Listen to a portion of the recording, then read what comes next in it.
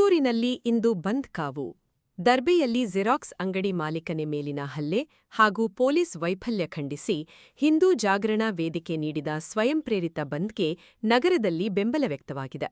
S ವೀಕ್ಷಕರೇ, ಬಂದ್ಗೆ BJP ಮತ್ತು ಬಿಎಂಎಸ್ ಆಟೋ ಯೂನಿಯನ್ ಬೆಂಬಲ ನೀಡಿದ್ದು, ರಸ್ತೆಯಲ್ಲಿ ಆಟೋ ಸಂಚಾರ ಕಡಿಮೆಯಾಗಿದೆ. ಇತ್ತ ಈದ್ ಮಿಲಾದ್ ಹಬ್ಬದ ಕಾರಣಕ್ಕೂ ಮುಸ್ಲಿಂ ಬಾಂಧವರ ಅಂಗಡಿಗಳು ಬಂದ್ ಆಗಿವೆ. ಬಂದ್ ಮತ್ತು ಈದ್ ಹಿನ್ನೆಲೆಯಲ್ಲಿ ಪುತ್ತೂರಿನಾದ್ಯಂತ ಬಿಗಿ ಪೊಲೀಸ್ ಬಂದೋಬಸ್ತ್ ಏರ್ಪಡಿಸಲಾಗಿದೆ.